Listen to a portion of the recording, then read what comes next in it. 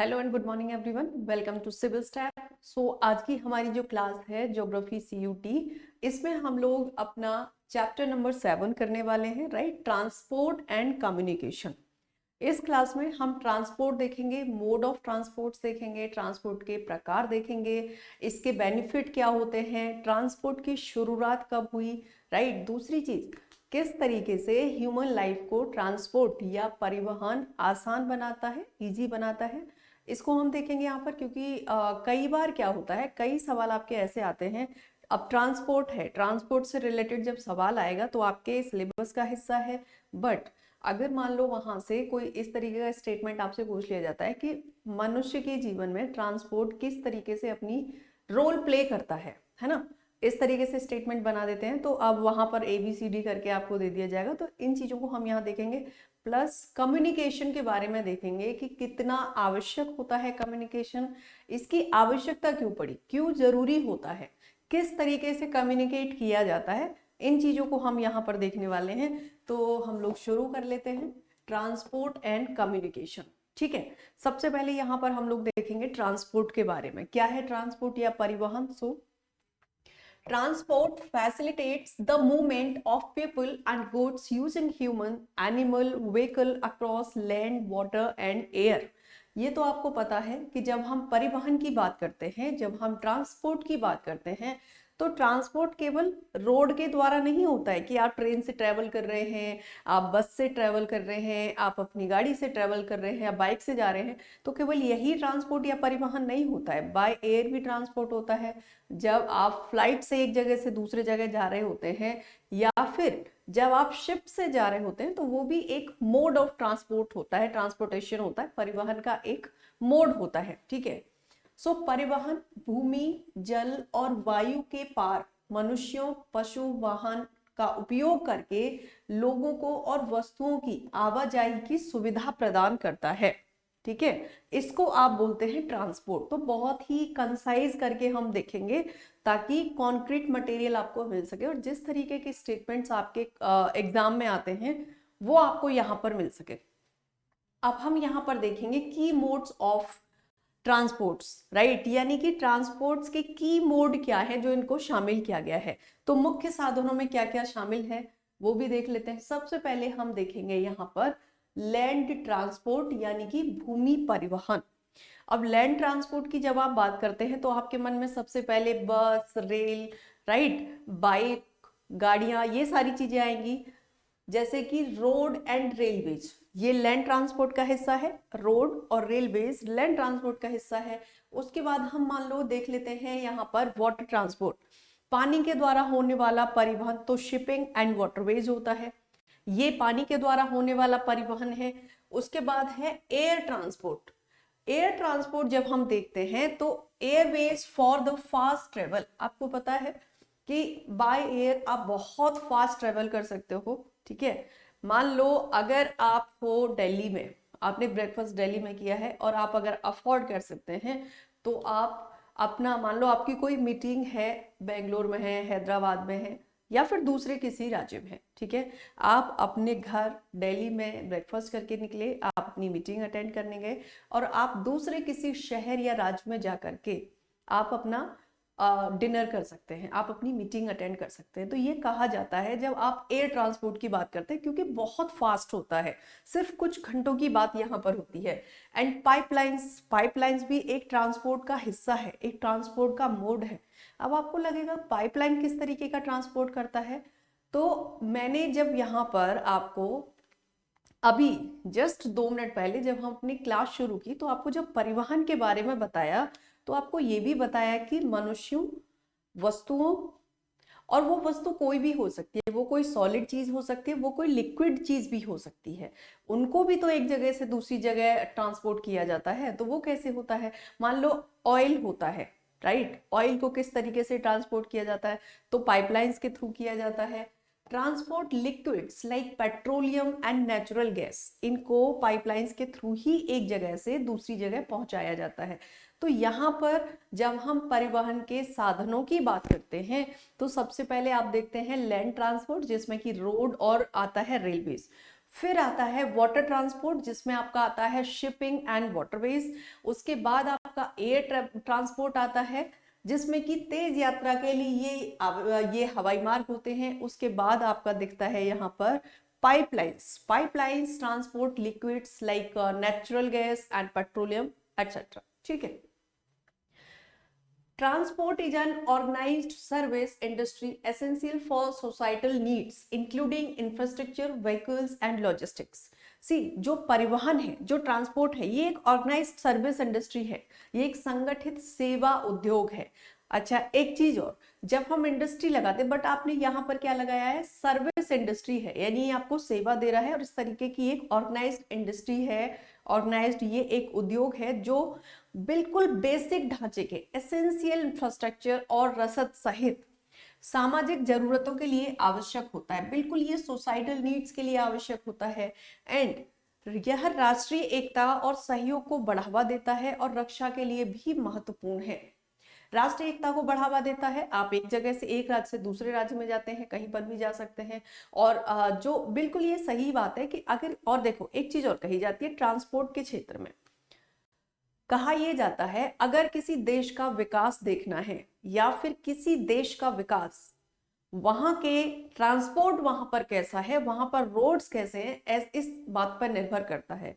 मान लो रोड अच्छे नहीं है, आप घर से निकलते हैं अपने स्कूल के लिए, कॉलेज के लिए, या फिर आप ऑफिस जा रहे हैं, ठीक है, बहुत ही आपकी जरूरी मीटिंग्स हैं, आपको क्लास लेनी है, आप जो भी काम करते हैं, और ट्रांसपोर्टेशन अच्छा नहीं है, आपको पहुंचना है 1 घंटे में, तो आप कैसे टाइम से पहुंचेंगे, कैसे अपनी सर्विस दे पाएंगे, राइट। तो ये छोटी छोटी जो चीजें होती हैं, ह्यूमन कैपिटल जो किसी देश की होती है, अगर मान लो वो सफर कर रही है किसी चीज से, तो उसका डायरेक्ट असर कहाँ पर होता है, देश के विकास पर होता है। ठीक है। दूसरी चीज यहां पर हम देखेंगे मोड्स एंड यूजेस, साधन और उपयोग। जो ट्रांसपोर्टेशन के साधन है, जो परिवहन के साधन हैं, उनके बारे में देखेंगे, उनके उपयोग के बारे में देखेंगे, क्या उपयोग है उनके, क्या यूजेस हैं। सो रोड्स, जब हम रोड्स की बात करते हैं, cheaper and faster for short distance and door to door services, यानी कि कम दूरी और डोर टू डोर सेवाओं के लिए सस्ता और तेज ये सड़क परिवहन होता है। उसके बाद हम रेलवेज देखते हैं, ideal for bulk goods over a long distance. मान लो लंबी दूरी के लिए कोई सामान भिजवाना है, ज्यादा सामान भिजवाना है आपको, तो वो रेलवे के द्वारा भिजवा सकते हैं और रेलवे उसके लिए बहुत अच्छा साधन होता है, ये इसका उपयोग है। रोड का क्या उपयोग है, तो डोर टू डोर सर्विस देने के लिए रोड्स बहुत इंपॉर्टेंट होते हैं। ठीक है। एंड वाटरवेज की जब आप बात करते हैं, हैंडल इंटरनेशनल फ्रेट, यानी कि अंतरराष्ट्रीय स्तर पर जब कोई वस्तु भिजवाई जाती है, माल ढुलाई कराई जाती है, तो वो शिप के द्वारा होता है। ठीक है। वो कैसे होता है, पानी के जो जहाज होते हैं उनके द्वारा होता है, या वाटर ट्रांसपोर्टेशन के द्वारा होता है। एयरवेज की अगर आप बात करते हैं, तो best for high values and perishable items, यानी कि उच्च मूल्य और जल्दी खराब होने वाली वस्तुओं के लिए ये सबसे अच्छा है। कौन सा, एयरवेज, क्योंकि फास्ट ट्रेवल होता है, बहुत जल्दी ट्रेवल इसमें होता है कंप्लीट आपका। And efficient transport, combined modes for maximum effectiveness, कुशल परिवहन प्रणालियां अधिकतम प्रभावशीलता के लिए साधनों को जोड़ती हैं। अब हम यहाँ पर लैंड ट्रांसपोर्ट की बात करेंगे। सो लैंड ट्रांसपोर्ट की जब आप बात करते हैं, और ये होता है अर्ली ट्रांसपोर्ट, तो ऐसा नहीं है कि अभी हम यहाँ पर एयरवेज की बात कर रहे हैं, रेलवेज की बात, सब शुरू में आ गया था। सबसे पहले यहाँ पर आया लैंड ट्रांसपोर्ट, और लैंड ट्रांसपोर्ट में क्या आया, अर्ली ट्रांसपोर्ट की अगर बात करें, प्रारंभिक परिवहन यहाँ शुरू कैसे हुआ, उसकी अगर हम चीज देखें, तो initially humans carried goods varies on the palanquins, यानी कि शुरू में क्या था, मनुष्य सामान ढोते थे, जैसे कि पालकी पर दुल्हन है। शुरू में जब परिवहन शुरू हुआ था, ट्रांसपोर्टेशन शुरू हुआ था, तो मनुष्य सामान को या चीजों को या तो पैदल जाने के लिए होता था कि एक जगह से दूसरी जगह जा रहे हैं तो पैदल जाते थे। आप लोगों ने सुना होगा, अगर नहीं सुना है, कोई भी स्टूडेंट ऐसा है जो अपने ग्रैंडफादर के साथ रहता है ना, तो आप ये अपने पेरेंट्स से पूछना, उनको उनके फादर या ग्रैंडफादर ने बताया होगा कि शुरू में होता क्या था, कि अगर मान लो किसी को 50 किलोमीटर की दूरी भी तय करनी होती थी ना, तो पैदल एक जगह से दूसरी जगह जाते थे। या फिर अगर शादियां, जैसे शादियां होती थी तो ब्राइड को ले जाने का काम भी पालकी में किया जाता था, और उसको पकड़ते कौन थे? उसको लोग पकड़ते थे। तो मनुष्य के द्वारा इस परिवहन को एक जगह से दूसरी जगह पर किया जाता था। Later pack animal like the mules, horses and camels were used. और फिर कुछ समय बाद क्या हुआ? खच्चर, घोड़े और ऊंट जैसे बोझ ढोने वाले जानवरों का इस्तेमाल किया जाने लगा। फिर क्या हुआ? फिर कुछ जानवरों का प्रयोग किया जाने लगा एक जगह से दूसरी जगह जाने के लिए, या फिर एक जगह से दूसरी जगह सामान की ढुलाई के लिए। तो इस तरीके से क्या हुआ? ये परिवहन शुरू हुआ। तो मैं उम्मीद कर रही हूँ कि आपको ये चीज समझ में आई होगी कि ट्रांसपोर्टेशन शुरू कैसे हुआ और धीरे धीरे डेवलप होते होते और आज देखो कहाँ पर पहुंच गया है। कि अगर आपको पूरे अपने देश का, अगर आप जम्मू कश्मीर से चलते हैं और केरला आपको जाना है, तो सिर्फ कुछ घंटों की दूरी में आप वहां पर टाइम में आप पहुंच सकते हैं। ठीक है, यहाँ पर। और कहाँ एक समय ऐसा था, आपको अगर 50 किलोमीटर की भी दूरी तय करनी है तो पता चले उसमें भी आपको पूरा पूरा दिन या 2 दिन लग जाते थे, क्योंकि पैदल जाना होता था।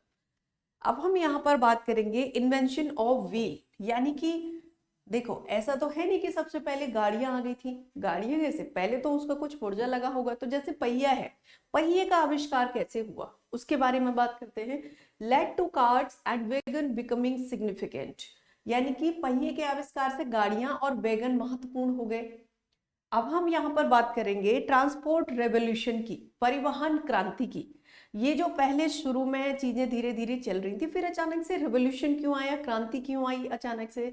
तो आप जानते हैं हमारे देश पर, भारत पर ब्रिटिशर्स ने यहाँ पर रूल किया, राज किया। अंग्रेज यहाँ पर रहे, है ना, जो इंग्लिश थे, इंग्लैंड के निवासी थे, उन्होंने यहाँ पर आकर के रूल किया। और शुरू में वो आए थे किस लिए? शुरू में तो उनको ट्रेड करना था, व्यापार करना था, उसके लिए आए थे।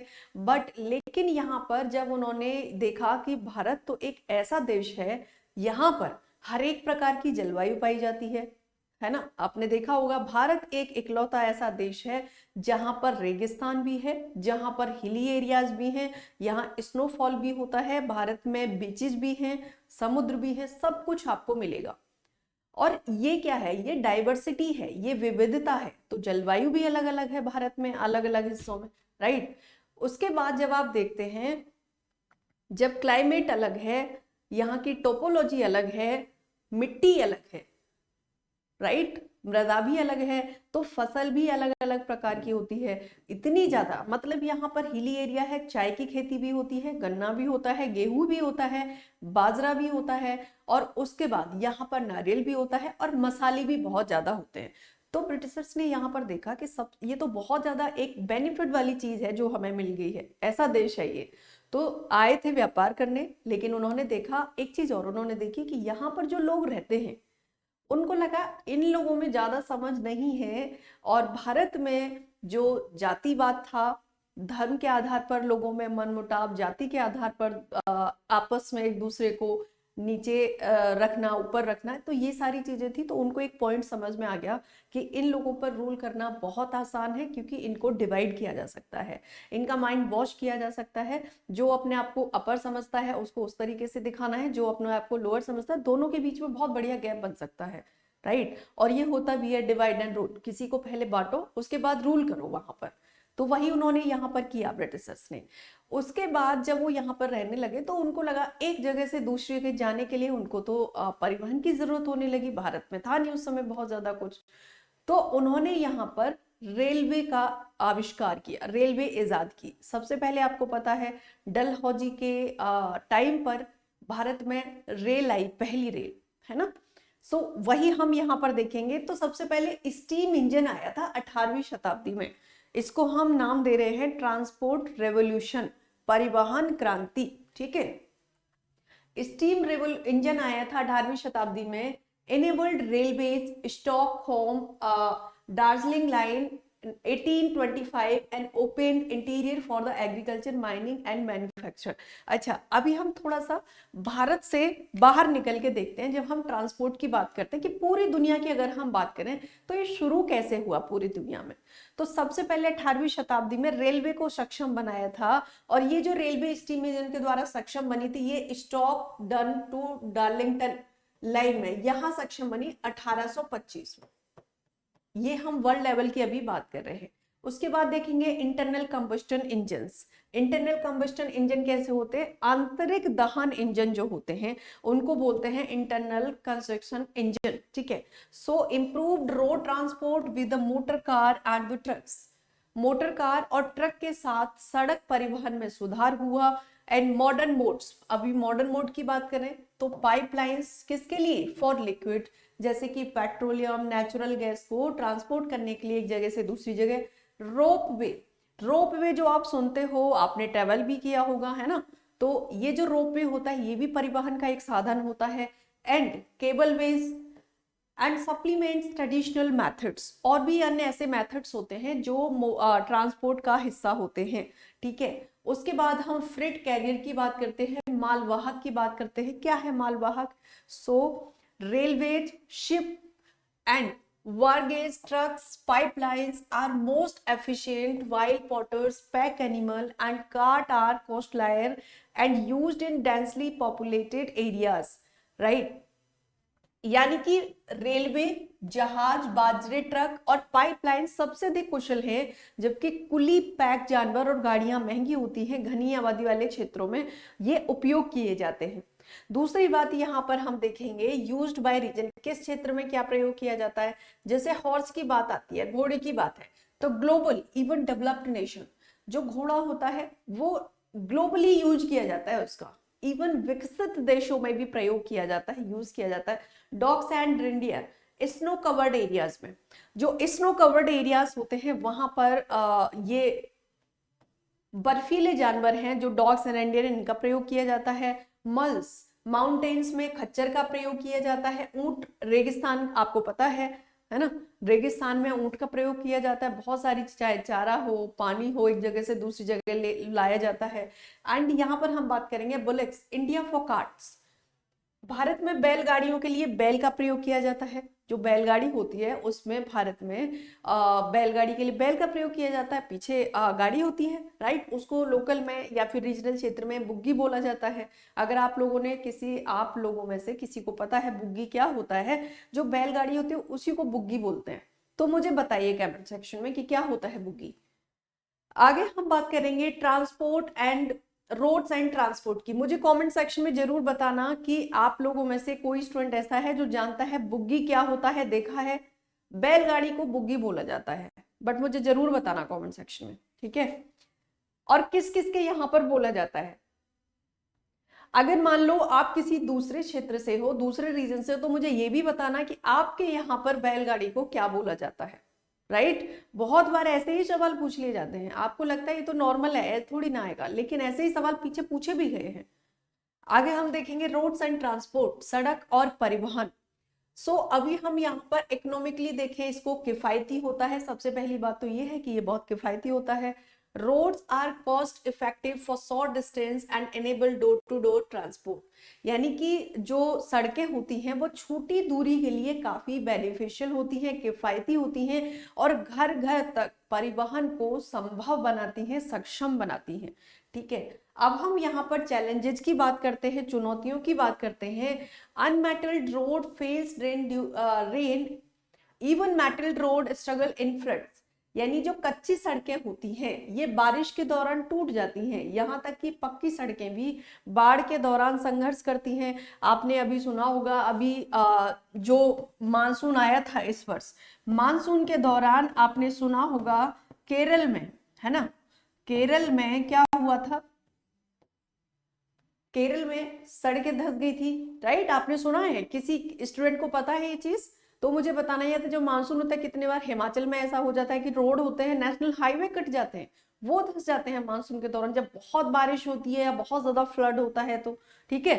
सो आगे हम देखेंगे इंपॉर्टेंस, महत्व क्या है रोड्स का, वो देख लेते हैं। Roads drive trade, commerce, tourism specially in developing region, यानी कि सड़कें व्यापार, वाणिज्य और पर्यटन को बढ़ावा देती हैं। खासकर विकासशील क्षेत्रों में सड़क की गुणवत्ता और यातायात को भी ये बढ़ावा देते हैं। अब हम यहाँ देखेंगे रोड क्वालिटी एंड ट्रैफिक्स। सो इसमें आप देखेंगे ग्लोबल रोड, अगर हम रोड की क्वालिटी देखें तो मान लो ग्लोबल रोड की अगर हम बात करते हैं, 15 मिलियन किलोमीटर नॉर्थ अमेरिका में रोड्स हैं and leads with 33% and high vehicle density. Vehicle density यहाँ पर बहुत ज्यादा है, यानी कि यहाँ पर वाहन बहुत ज्यादा है। एंड कंजेशन की अगर हम बात करें, भीड़ भाड़ की बात करें, कितनी ज्यादा भीड़ भाड़ यहाँ पर रहती है, तो rising traffic cause city congestion and peaking during the rush hour. ठीक है, हाईवेज की अगर आप बात करते हैं, राजमार्ग की बात करते हैं, so highways are wide metal road होते हैं designed for smooth traffic flow featuring separate lanes, bridge and flyovers.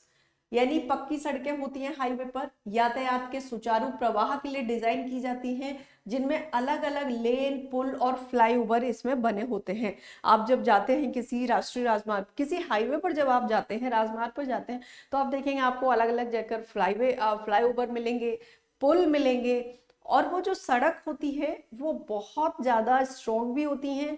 दूसरी चीज ये होती है कि वो ट्रैफिक फ्लो को बहुत अच्छे से मैनेज करने वाले होते हैं।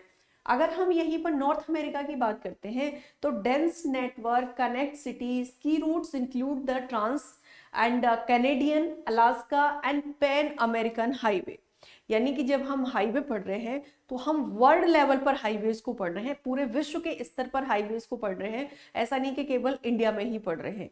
यानी हमने देखा हाईवे क्या होता है, पक्की सड़कें होती हैं जो कि स्मूथ ट्रैफिक फ्लो को के लिए डिजाइन किए जाते हैं। और इसके फीचर्स की अगर आप बात करते हैं तो सेपरेट लेन होती हैं, आने के लिए अलग लेन होती है, जाने के लिए अलग लेन होती है। दूसरी चीज, ब्रिज बने होते हैं, फ्लाईओवर्स होते हैं, ताकि ट्रैफिक आराम से मैनेज हो सके और इन पर ट्रैफिक ना बने। नॉर्थ अमेरिका के अगर हाईवेज की आप बात करते हैं तो घना नेटवर्क है नॉर्थ अमेरिका में। दूसरी बात, प्रमुख मार्गों को जोड़ता है, जैसे ट्रांस कैनेडियन को जोड़ता है, अलास्का और पैन अमेरिकन राजमार्ग। अगर आप ऑस्ट्रेलिया की बात करते हैं तो स्टुअर्ट राजमार्ग डार्विन और मेलबर्न को जोड़ता है।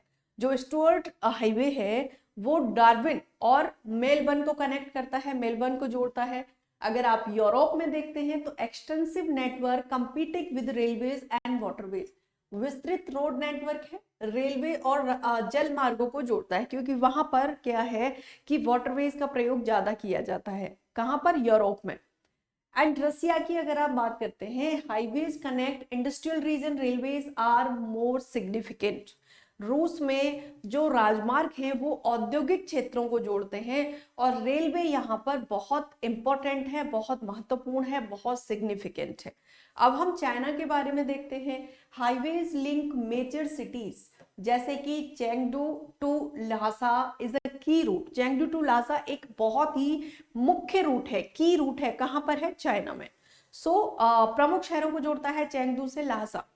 उसके बाद हम अगर इंडिया की बात करते हैं, अगर हम भारत की बात करें, इंडिया की बात करें, the golden quadrilateral connects major metros, यानी कि स्वर्णिम चतुर्भुज प्रमुख महानगरों को जोड़ता है। अब देखो ये जो गोल्डन ये है ना स्वर्णिम चतुर्भुज, ये क्या है? ये दिल्ली से शुरू होता है, दिल्ली से, ये दिल्ली से शुरू होगा मुंबई, मुंबई से ये जाएगा कहां पर? मुंबई से शुरू होगा, मुंबई से जाएगा ये चेन्नई, चेन्नई से कोलकाता, कोलकाता फिर दिल्ली, इसलिए इसको बोला गया ये ऐसे। तो यहां पर है दिल्ली, मुंबई, चेन्नई और उसके बाद ये कोलकाता। ठीक है, इसको बोला गया है स्वर्णिम चतुर्भुज भारत में। ये मेजर एक राजमार्ग है जो 4 प्रमुख मेट्रोपॉलिटन सिटीज को जोड़ता है। 4 प्रमुख मेट्रोपॉलिटन सिटीज को जोड़ता है, Delhi to Mumbai, Mumbai to Chennai, Chennai to Kolkata, इन और फिर कोलकाता टू दिल्ली, इनको आपस में ये जोड़ता है। ठीक है, अफ्रीका की अगर आप बात करते हैं, highways connect Algeria to Conakry and the Cairo to Cape Town, यानी कि अल्जीरियर्स को कोनार्की और काहिरा को केप टाउन से जोड़ता है। बॉर्डर रोड एंड रेलवेज, यानी कि सीमा सड़क, जो बॉर्डर पर रोड्स होते हैं, और रेलवेज की बात करते हैं। सो बॉर्डर रोड क्या है? built along international borders, these road connects remote areas, support defense and transport goods to border villages and the camps, यानी कि अंतरराष्ट्रीय सीमाओं पर निर्मित ये सड़कें दूर दराज के इलाकों को जोड़ती हैं और रक्षा का समर्थन करती हैं, और सीमावर्ती गांवों और शिविरों तक माल पहुंचाती है। यानी कि जो सीमावर्ती पास में, जो बॉर्डर के पास वाले गांव होते हैं, वहां तक ये माल पहुंचाती हैं और उनका समर्थन करती हैं। या फिर जो कैंप्स लगे होते हैं, कैंप्स तक में इन सड़कों के द्वारा ही वहां पर आवश्यक चीजें जो होती हैं, चाहे वो खाने पीने की चीजें हो, सब्जी हो, दूध हो या फिर मेडिसिन हो, इस तरीके की चीजें यहाँ पर पहुंचाई जाती हैं। अगर आप रेलवे की बात करते हैं तो railway transports goods and passengers over long distance with a gauge varying globally broad standard and the metro smaller. यानी कि रेलवे लंबी दूरी पर माल और यात्रियों का परिवहन करते हैं जिनका गेज वैश्विक स्तर पर अलग अलग होता है, जैसे कि मानक, मीटर और छोटा। इनकी अब हम की हाइलाइट्स की बात कर लेते हैं, मुख्य विशेषताओं की बात कर लेते हैं। तो सबसे पहले यहाँ यूरोप देखेंगे रेलवे के बारे में। डेंस नेटवर्क है, major hub include London, Paris, focus on passengers transport. यानी कि रेलवे का एक घना नेटवर्क है यूरोप में, और इसमें अगर आप प्रमुख सेंटर्स की बात करते हैं, प्रमुख केंद्रों की बात करते हैं, तो लंदन और पेरिस शामिल है। यात्री परिवहन पर यहाँ पर फोकस किया गया है, क्योंकि बहुत ज्यादा यहाँ पर लोग एक जगह से दूसरी जगह ट्रेवल करते हैं by train, by railways. Russia अगर आप देखते हैं, 90% of the transport rely on rail and Moscow as a hub. यानी कि रसिया का तो 90% परिवहन ऐसा है जो कि रेलवे पर निर्भर है। और जो मैक्सिको है, मैक्सिको तो हब है जिसका केंद्र मैक्सिको होता है। ज्यादातर लोग मैक्सिको से आना जाना करते हैं क्योंकि कैपिटल है। आगे देख लेते हैं North America. Extensive network for freight dense in the east central USA and Canada. माल ढुलाई के लिए व्यापक नेटवर्क है, रेलवे का ज्यादा प्रयोग अमेरिका में माल ढुलाई के लिए किया जाता है, पूर्व मध्य यूएसए और कनाडा में।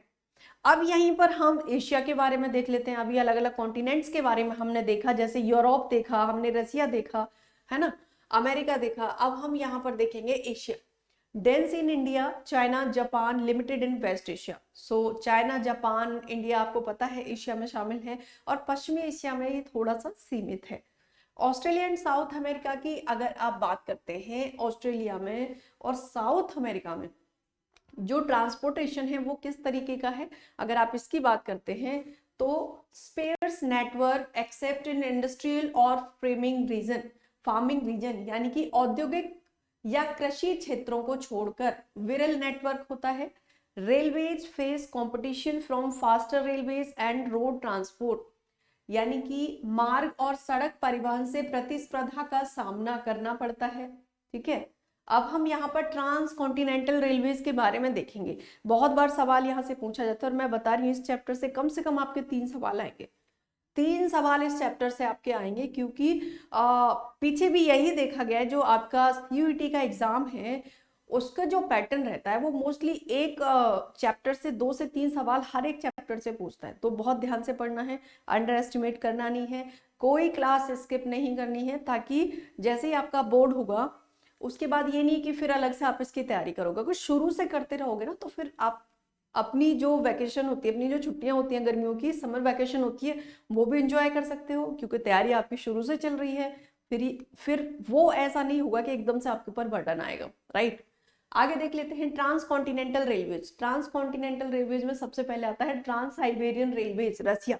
Trans Siberian railways longest 9,332 kilometre connect Saint Petersburg to the Vladivostok, right. जो ट्रांस साइबेरियन रेलवे है ये रूस में सबसे लंबा, लगभग 9,332 किलोमीटर लंबा रूट है, और ये सेंट पीटर्सबर्ग को व्लादिवोस्तोक से जोड़ता है। सेंट पीटर्सबर्ग को व्लादिवोस्तोक से जोड़ता है कौन सा, ट्रांस साइबेरियन रेलवे। लंबाई की बात करें तो 9,332 किलोमीटर होता है। दोनों चीज ध्यान रखनी है। दूसरी चीज, links Europe with Asian market with extension to China, Mongolia and the Central Asia. यूरोप को एशियाई बाजारों से जोड़ता है जिसका विस्तार चीन, मंगोलिया और मध्य एशिया तक है। ठीक है, आगे देख लेते हैं ट्रांस कैनेडियन रेलवेज। ये कहां पर है, ये कनाडा में है। ट्रांस कैनेडियन रेलवेज है कनाडा में। 7,050 kilometre from Halifax to Vancouver, यानी हैलिफैक्स से वैंकूवर तक 7,050 किलोमीटर औद्योगिक, कृषि और वन क्षेत्रों को ये जोड़ने वाला है। फार्म एरिया में, इंडस्ट्रियल एरिया में भी है। की for wheat and meet export, और देखो गेहूं और मांस निर्यात के लिए जो ट्रांस कैनेडियन रेलवे है ना, ये बहुत इंपॉर्टेंट है, बहुत महत्वपूर्ण है, ये भी चीज आपको ध्यान रखना है। नेक्स्ट हम यहाँ पर देख लेते हैं यूनियन एंड पैसिफिक रेलवेज। ये कहाँ पर है यूनियन एंड पैसिफिक रेलवेज? सो ये है यूएसए में। हो सकता है आपसे सिर्फ रूट का नाम दे दे और ये पूछ ले कि ये किस जगह पर है, तो ध्यान रखना है। यूनियन एंड पैसिफिक रेलवेज है यूएसए में, अमेरिका में। So link New York to San Francisco, यानी कि न्यूयॉर्क को सैन फ्रांसिस्को से जोड़ता है ये। मेजर एक्सपोर्ट की अगर आप बात करते हैं कि मुख्य रूप से क्या एक्सपोर्ट करता है यूनियन एंड पैसिफिक रेलवेज, सो ये और ये grains, chemicals and machine, right, machinery को प्रयोग करता है, यानी कि ओर्स, आयर्स, ग्रेन, अनाज, केमिकल्स, मशीनरी का मुख्यतः यह निर्यातक है। आगे हम देखेंगे Australian railways. Australian railways of course ये ऑस्ट्रेलिया में है। ईस्ट वेस्ट की अगर ईस्ट वेस्ट तो पर्थ टू सिडनी, पर्थ से सिडनी को कनेक्ट करता है, और उत्तर से दक्षिण में एडिलेड से डार्विन को कनेक्ट करता है, जो ऑस्ट्रेलियन रूट है। ठीक है, दूसरी चीज हम यहां पर देखते हैं Orient Express. So Orient Express कहां पर है? Paris to Istanbul. Paris to Istanbul की एक्सपोर्ट्स की अगर आप बात करते हैं तो चीज, वाइन एंड मशीनरी, पनीर, शराब और मशीनरी, जो ओरिएंट एक्सप्रेस है ये पेरिस से इस्तांबुल, पेरिस आपको पता है capital city of France, right, यहां पर क्या है? So Paris is the capital city of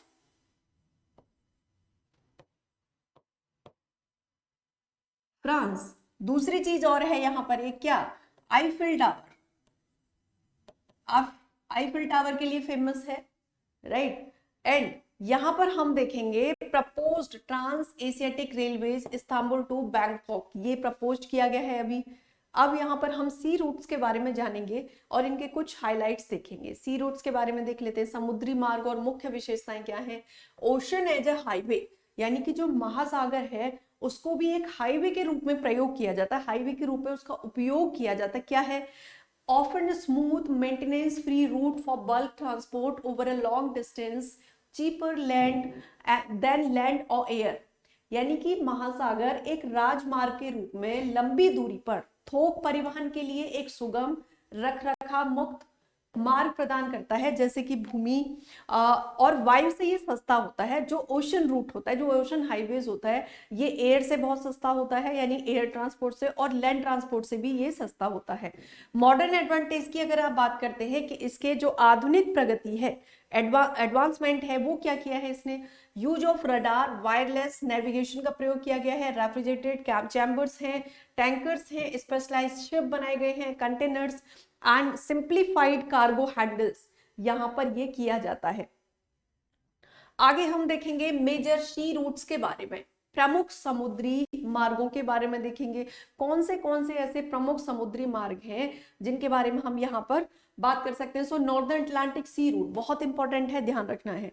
उत्तरी अटलांटिक समुद्री जो मार्ग है ये उत्तर पूर्वी अमेरिका और उत्तर पश्चिमी यूरोप को जोड़ता है।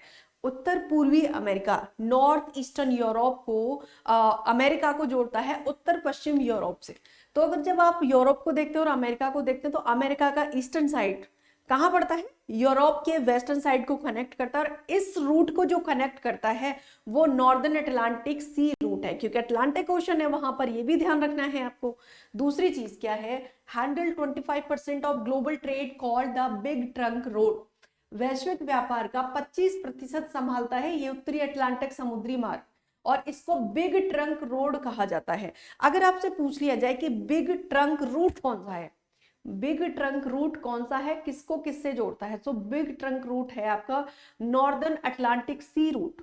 नॉर्दर्न अटलांटिक सी रूट को बोला जाता है बिग ट्रंक रूट, और ये जोड़ता है नॉर्दर्न ईस्टर्न अमेरिका को नॉर्दर्न वेस्टर्न यूरोप के साथ। ठीक है, ये चीज ध्यान रखनी है। वर्ल्ड का 25% ये ट्रेड को संभालता है।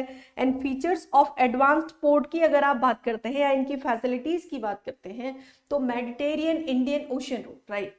अब हम यहाँ पर भूमध्य सागरीय हिंद महासागर मार्ग के बारे में देखेंगे। पुरानी दुनिया, यानी कि ये दुनिया के दूसरे पुराने देशों को जोड़ता है। की पोर्ट्स यहाँ पर देखें कौन से हैं। अब देखो ये हमने यहाँ पर बात की थी मेडिटेरियन इंडियन ओशन, तो भूमध्य सागर से पर्शियन गल्फ होते हुए इंडियन ओशन में जो रूट जाता है ये पूरा, इस पे पोर्ट्स कौन से उनकी बात कर लेते हैं। पोर्ट्स है एडन, मुंबई, मुंबई आपको पता है ये अरब सागर में आ जाता है, Colombo and the Singapore, right. Suez canal significantly shorten and route compare to the Cape of Good Hope. Suez नहर केप ऑफ गुड होप की तुलना में मार्ग को काफी छोटा कर देती है। Cape of Good Hope route, कौन सा रूट है केप ऑफ गुड होप, ये भी जान लेते हैं। So links western Europe with Africa, western Europe को अफ्रीका से जोड़ता है Cape of Good Hope route, and south eastern Asia, Australia and the New Zealand. Increasing trade with Africa due to resources like gold, diamond and agricultural products, यानी कि सोने, हीरे और कृषि उत्पादों जैसे संसाधनों के कारण अफ्रीका के साथ व्यापार में वृद्धि हुई है। आगे हम यहाँ पर देखते हैं मेडिटेरियन इंडियन ओशन रूट, भूमध्य सागर हिंद महासागर मार्ग, भूमध्य सागर हिंद महासागर मार्ग के बारे में जान लेते हैं कौन से हैं। So link ports like Port Said Aden, Mumbai, Kolkata, Singapore and the Suez canal shorten travel time compare to Cape of Good Hope route, right. उसकी तुलना में जो स्वेज कैनाल है यहाँ का जो रूट है ये काफी छोटा कर देती है। एंड सॉदर्न अटलांटिक अगर रूट की बात करते हो आप तो connects western Europe, West Africa and South America, but sees limited traffic and due to loss industrial development in Africa and South America। यानी कि अगर आप दक्षिणी अटलांटिक मार्ग की बात करते हैं तो पश्चिमी यूरोप, पश्चिमी अफ्रीका, दक्षिणी अमेरिका को जोड़ता है, लेकिन अफ्रीका और दक्षिणी अमेरिका में कम औद्योगिक विकास के कारण ये क्या होता है, ये सीमित रहता है। आगे हम देखेंगे यहाँ पर नॉर्थ पैसिफिक रूट के बारे में, उत्तरी प्रशांत मार्ग के बारे में। So links North America, Vancouver Seattle with Asia and the Yokohama Hong Kong में है। The great circle route cuts travel time by half, जो ग्रेट सर्कल रूट है ये क्या करता है, ट्रेवल टाइम को आधा कर देता है, ठीक है। साउथ पैसिफिक रूट अगर आप देखते हैं, दक्षिणी प्रशांत महासागर, कौन सा है दक्षिणी प्रशांत महासागर route, connects western Europe and North America with Australia and Pacific island via the Panama canal, ठीक है। एंड कोस्टल शिपिंग की अगर आप बात करो तो cost effective for countries with long coast line like US, China, India and reducing land route congestion. जो coastal shipping होती है ये उन देशों के लिए बहुत अच्छी है जिनकी कोस्टल लाइन लंबी है, ठीक है, उन क्योंकि पोर्ट्स वहां पर ज्यादा है तो वहां पर क्या होगा, हर तरफ से आकर के वो अपनी माल ढुलाई कर सकते हैं, वहां के लिए परिवहन कर सकते हैं।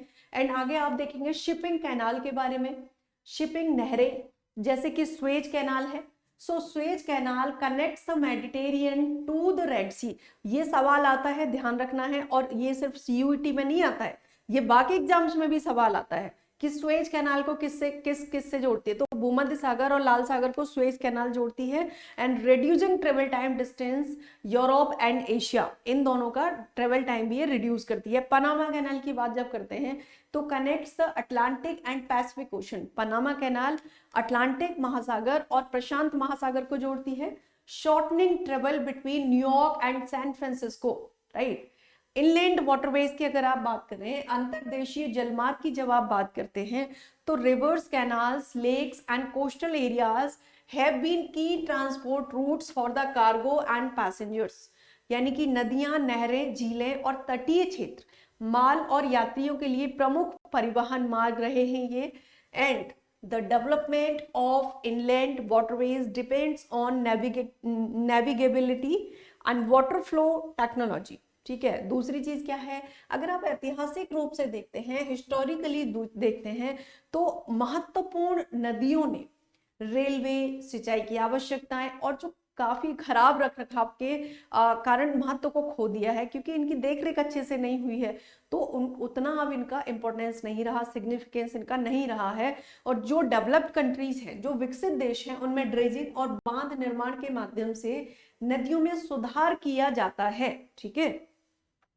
की इनलैंड्स वाटरवेज, इसमें देख लेते हैं क्या क्या शामिल होता है की इनलैंड्स वाटरवेज में। जैसे राइन वाटरवेज शामिल है, 700 किलोमीटर लंबा रूट है Rotterdam to Basel connecting industrial areas, Rotterdam से बेसल तक ही जाता है, 700 किलोमीटर लंबा है और औद्योगिक क्षेत्रों को कनेक्ट करता है।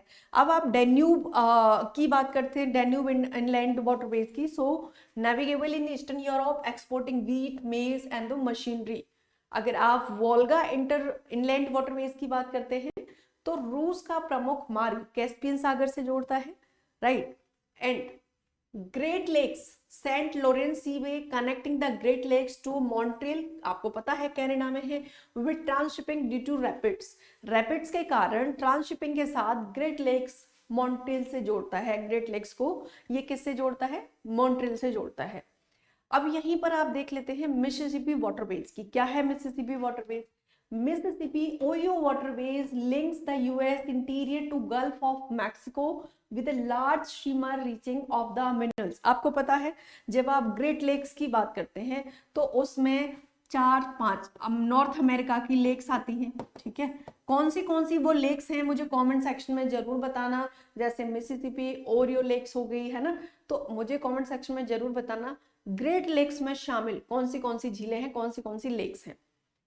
चलो, एयर ट्रांसपोर्ट आप देखेंगे यहाँ पर, air travel is fast but expensive, preferred for long distance and valuable cargo. यानी कि जो हवाई यात्रा होती है वो तेज होती है, बहुत फास्ट होती है, लेकिन महंगी होती है। और लंबी दूरी और जो बहुत वैल्यूएबल वस्तु होती हैं, जल्दी खराब होने वाली वस्तु होती हैं, उनको एयर के द्वारा ट्रांसपोर्ट कराया जाता है। And it enables access to remote areas and plays a key strategic role. यानी दूर दराज के क्षेत्र में ये क्या करता है? ये पहुंच को संभव बनाता है और रणनीतिक रूप से भी बहुत इंपॉर्टेंस भूमिका निभाता है। जैसे जब हम एयर ट्रेवल की बात कर रहे हैं और हम कह रहे हैं कि स्ट्रेटेजिकली भी बहुत ही इंपॉर्टेंट रोल प्ले करता है, तो आप ऐसे सोचो, जब बात लेह लद्दाख की आती है, ठीक है, या तो भारत का जो ईस्टर्न नॉर्थ ईस्टर्न पार्ट है, जैसे अरुणाचल प्रदेश है, या फिर जो और भी जो ईस्टर्न स्टेट्स हैं, या जब हम बात करते हैं लेह लद्दाख की, कारगिल की बात करते हैं, तो वहां पर माइनस में टेम्परेचर होता है, इतना कम टेम्परेचर होता है, पूरा हिली एरिया है। रूट्स अभी तो फिर भी काफी पॉसिबल होगी, लेकिन अभी भी हर जगह रूट्स नहीं है, राइट, रोड नहीं है, तो वहां पर कैसे पहुंचा जाएगा? अब रोड बना के आप करोगे भी क्या जब वहां माइनस में टेम्परेचर है, वहां पर बर्फ जमी रहती है, तो कैसे रोड कामयाब होगा? तो एयर के द्वारा वहां पर चीजों को, अब सैनिक तो वहां पर है, देश की रक्षा कर रहे हैं, देश की सीमा पर खड़े हैं, तो उन सैनिकों के लिए आप उनके खाने की व्यवस्था, उनकी मेडिसिन या आवश्यक जो सेना के अपनी वस्तुएं होती हैं, उनको कैसे पहुंचाया जाता है? एयर के थ्रू ही पहुंचाया जाता है, ठीक है, हवाई यात्रा के थ्रू पहुंचाया जाता है। Airports and aircraft infrastructure and costly but vital. Air travel has shortened global travel time with no place more than 35 hours away। हवाई यात्रा ने वैश्विक यात्रा के समय को कम कर दिया है, क्योंकि कोई भी स्थान 35 घंटे से अधिक दूरी पर नहीं है। पूरे वर्ल्ड में, पूरे विश्व में आप किसी भी देश से दूसरे कितनी भी दूर के देश में चले जाओ, कोई भी देश ऐसा नहीं है जो 35 घंटे से ज्यादा की रेंज में हो। विद इन 35 आवर्स आप वर्ल्ड ट्रेवल कर सकते हो, कहीं पर भी एक जगह से दूसरे, भले वो कितनी भी दूरी पर है, ठीक है। And the US and UK lead the aviation developments and today over 250 airlines operate world wide. दूसरी बात, अगर हम इंटरकॉन्टिनेंटल एयर रूट्स की बात करें, इंटरकॉन्टिनेंटल एयर रूट्स जब हम यहाँ पर देखते हैं तो northern hemisphere has dense air routes with the US handling 60% of global traffic. उत्तरी गोलार्ध में घने हवाई मार्ग हैं जहां अमेरिका वैश्विक यातायात का 60% संभालता है। और मेजर हब्स की बात करते हैं तो न्यूयॉर्क, लंदन एंड टोक्यो। आपको पता है न्यूयॉर्क बहुत भीड़ भाड़ वाला एरिया है, बहुत ज्यादा पॉपुलेशन, लोग जाते हैं, अट्रैक्शन का एक शहर है एक तरीके से। लंदन की बात होती है, जैसे टोक्यो की बात होती है, जापान में बहुत ज्यादा पॉपुलेशन है और बहुत डेवलप्ड है, ठीक है। Air service are limited in parts of Africa, Russia and South America. यहाँ पर जो एयर सर्विस है वो भी काफी लिमिटेड है। हम यहाँ पर पाइपलाइंस देख लेते हैं। तो pipelines transport liquids and gases like water, petroleum, LPG and milk and US, ऐसा यूएस में होता है। Big inch career oil from gulf of north east and pipeline connects oil wells to refineries to many countries and the Iran India Pakistan pipeline will be the longest। सी America में Big Inch खाड़ी, Big Inch pipeline है, और ये exam में भी आया पीछे, ये पीछे एग्जाम में पूछा गया था। बिग इंच पाइपलाइन कहाँ पर है? तो अमेरिका में। काम क्या करती है? परिवहन का। किसका? किस प्रकार का परिवहन होता है? तरल पदार्थों का परिवहन होता है, जिसमें कि प्राकृतिक गैस होती है, पेट्रोलियम होता है, मिल्क होता है। उत्तर पूर्व तक ये तेल लेकर के जाता है। एंड पाइपलाइन कई देशों में तेल के कुओं को रिफाइनरी से जोड़ती है, तेल के कुओं को डायरेक्ट रिफाइनरी से जोड़ती है, और वो कौन सा है? पाइपलाइन है। ईरान भारत पाकिस्तान पाइपलाइन जो होगी, ये सबसे लंबी पाइपलाइन होगी। अब हम यहाँ पर कम्युनिकेशन देख लेते हैं। हमने ट्रांसपोर्ट के साथ साथ कम्युनिकेशन भी हमारे जो टॉपिक है उसमें ये शामिल था। The telegraph and the telegraph revolutionized long distance communication, यानी कि टेलीग्राफ और टेलीफोन ने लंबी दूरी के संचार में क्रांति ला दी। Today shell phones, satellites, optic fiber cables and enable fast secure data transmission and the internet merges telecommunication with the computing। अभी क्या होता है आज के समय में, जैसे सबके हाथ में सेल फोन होते हैं, मोबाइल फोन होते हैं, राइट, सैटेलाइट्स, ऑप्टिक फाइबर्स, तो इन्होंने क्या कर दिया है, कम्युनिकेशन को बहुत ज्यादा फास्ट, विद सेकंड्स का काम होता है। आपको पता है, आप नंबर टाइप करते हो बट सेकंड्स का काम होता है। आप कहीं पर भी किसी भी व्यक्ति, दूर दराज में बैठे व्यक्ति से आराम से बात कर सकते हो। सैटेलाइट कम्युनिकेशन और साइबर स्पेस क्या है? Satellite communication enables globally connectivity with the cost ineffective by distance, यानी कि संचार उपग्रह जो होता है वो वैश्विक कनेक्टिविटी को सक्षम बनाता है, जिसकी लागत दूरी से प्रभावित नहीं होती है। ऐसा नहीं है कि डिस्टेंस ज्यादा है तो कॉस्ट ज्यादा आएगा, ठीक है। India's milestone include Aryabhatta. 1979 में भारत का मील के पत्थर में आर्यभट्ट, 1979 और इनसेंट आईवी बंद शामिल हैं। ये तब लॉन्च किया गया था आर्यभट्ट को। ये ध्यान रखना है, भारत की पहली सैटेलाइट है ये, कम्युनिकेशन सैटेलाइट आर्यभट्ट, और 1979 में लॉन्च की गई थी, जिससे संचार और मौसम पूर्वानुमान में क्या हुआ? सुधार हुआ। अगर आप साइबर स्पेस की बात करते हैं तो द डिजिटल वर्ल्ड एक्सेस्ड विया internet has gone rapidly and from 50 million users in 1950 to over 2 billion in 2010, shifting towards developing countries। यानी कि इंटरनेट के माध्यम से एक्सेस की जाने वाली डिजिटल दुनिया तेजी से बढ़ी है। 1995 में लगभग 50 मिलियन उपयोगकर्ताओं से 2010 में 2 बिलियन से अधिक विकासशील देशों की ओर बढ़ रहे हैं। तो आप समझ रहे हैं कितना तेजी से ये रैपिडली फास्ट ग्रोइंग हो रहा है, बहुत तेजी से ग्रो हो रहा है। It supports email, e-commerce, e-learning and the e-governance marketing global place possible। जैसे हम लोग अभी, जैसे मैं पढ़ा रही हूँ, ये क्लास आप तक पहुंच रही है किस तरीके से? टेक्नोलॉजी के थ्रू पहुंच रही है, तभी हम कम्युनिकेट कर पा रहे हैं, राइट। आप कमेंट सेक्शन में मुझे अपना रिस्पॉन्स भेजेंगे, या आप जब ये क्लास देखेंगे, टेक्नोलॉजी के माध्यम से सब कुछ हो रहा है। आज की हमारी जो क्लास थी उसको हम यहीं तक रहने देते हैं। हम लोग मिलेंगे नेक्स्ट वीक अपनी नेक्स्ट क्लास में। आप लोग अच्छे से पढ़ना। दूसरी चीज, क्लास रेगुलर करो, ताकि जैसे ही आपका बोर्ड हो तो एकदम से ऐसा ना हो कि बस एक महीने में सब कुछ कर लेना है। धीरे धीरे अभी से करते रहोगे तो आपको एक ये रहेगा कि हाँ भाई, आपकी तैयारी भी है, कॉन्फिडेंस भी रहेगा, और जो टाइम आपको बोर्ड के बाद मिलेगा उसमें आप बहुत अच्छे से रिवाइज कर पाओगे, और आपको बहुत अच्छी परसेंटेज के साथ आप जो भी, जिस भी यूनिवर्सिटी में एडमिशन लेना चाहते हैं वहां पर आपको मिल सकता है आराम से, ठीक है। So thank you so much.